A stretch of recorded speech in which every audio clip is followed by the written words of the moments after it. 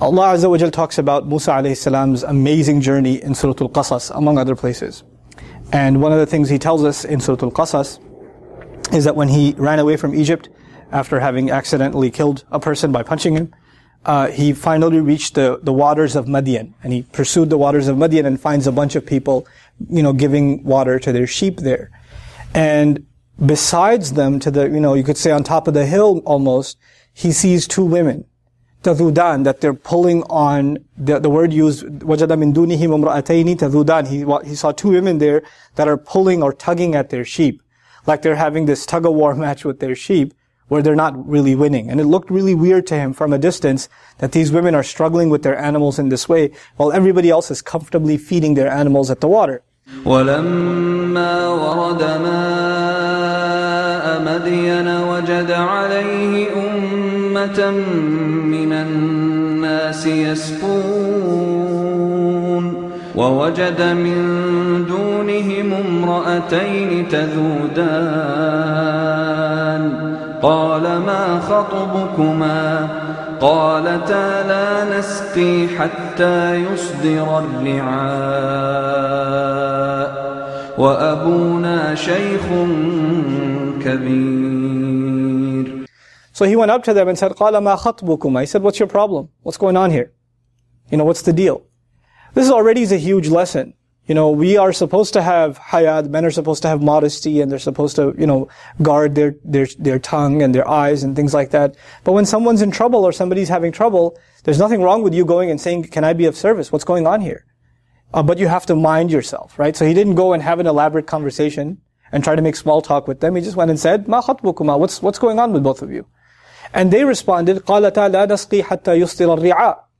They said, we can't feed our animals until the entire flock of everybody else is done. There's men down there. Apparently they don't have a lot of courtesy, so they're feeding their animals and they won't give us room. We don't want to rub elbows with them and go and feed our animals, so we're going to wait until they're all done and all gone, even if it takes us all afternoon, and eventually we'll, give our sheep and our goats, etc., some water. Of course, the goats and sheep are not that understanding, and they don't understand these laws, so the animal sees the water and it wants to rush towards it, and they have to constantly pull back on them. I bring this up because this is a really cool example in the Quran of women in the workplace. They explained that Abuna Shaykhun Kabir, they said our father's an old man. And because he's old, it's understood, it's in between the lines that he's not able to work anymore. He's not able to, tend to the animals and take care of the expenses of the household and everything else. And he only has daughters. He's got 2 girls. And you know what? They have to go out there and work. This is a reality for so many people because of their economic situation, their unique family situation, be it divorce, be it the death of a husband, be it the only daughters that are in a household taking care of the family, old parents. They have to go out in the workforce. It's not something that our deen forbids. It's something that Quran itself talks about.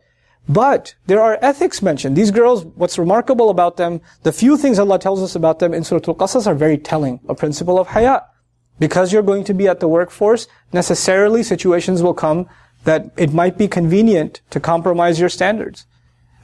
Standards of hayat, standards of shame, standards of modesty. But so long as you stick to your principles, you can still get work done. It might be inconvenient, just like they were inconvenienced. But you have to, at the end of the day, your principles cannot move. They cannot budge. So they did that. And actually Musa alayhi salam didn't even ask them, so may I take your animals and help you out? Allah says, فَسَقَى لَهُمَا. He just grabbed them and fed them and brought them back. ثُمَّ تَوَلَّى إِلَى الظِّلِّ. Then he sat back down in the shade. So these women, and this brief account of Musa alayhi salam interacting with these women is extremely telling about a situation that will still occur and will always be occurring in the future. And that is of our sisters, our daughters, our mothers that might have to be in the workforce. And when they do, how are they to carry themselves? Understand that when they were talking to Musa, they didn't know he's a prophet. So they dealt with him like they would deal with any other man. They were really straight up with him, and they told him, we're not going down there until these men are done. Hatta yustil al-ri'a. And don't get any ideas. Wa abuna shaykhun kabir. Our dad is a big shaykh. So smart. Because the word shaykh in Arabic means old man. So one way they're saying our father is a very old man, but the word shaykh in Arabic also means someone who enjoys a lot of heavy social status. So on the other hand, they're saying, hey, you seem like a big guy, but wait, hold on a second. Before you get any ideas, our dad, he's a really big shaykh, okay? So just because we're working here doesn't mean that we don't have backup. We have a big shaykh at home. Subhanallah.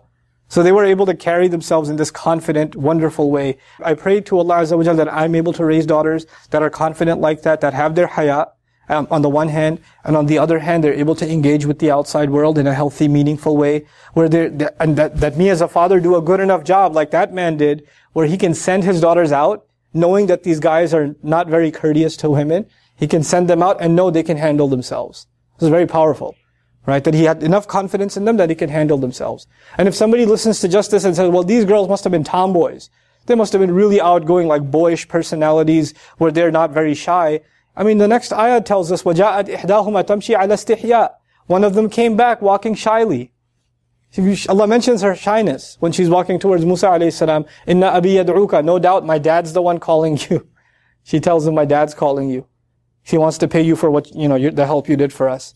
But she came and she had modesty, she had shyness. So Allah acknowledges on the one hand their confidence, the fact that they're outgoing, the fact that they're being trusted by their dad to deal with the outside world. On the other hand, the quality of shyness is highlighted when they're dealing with a non-mahram man.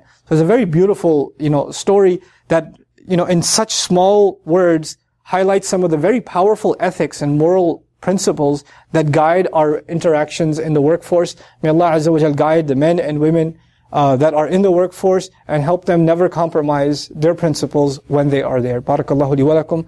Wassalamu alaikum. Quran Weekly.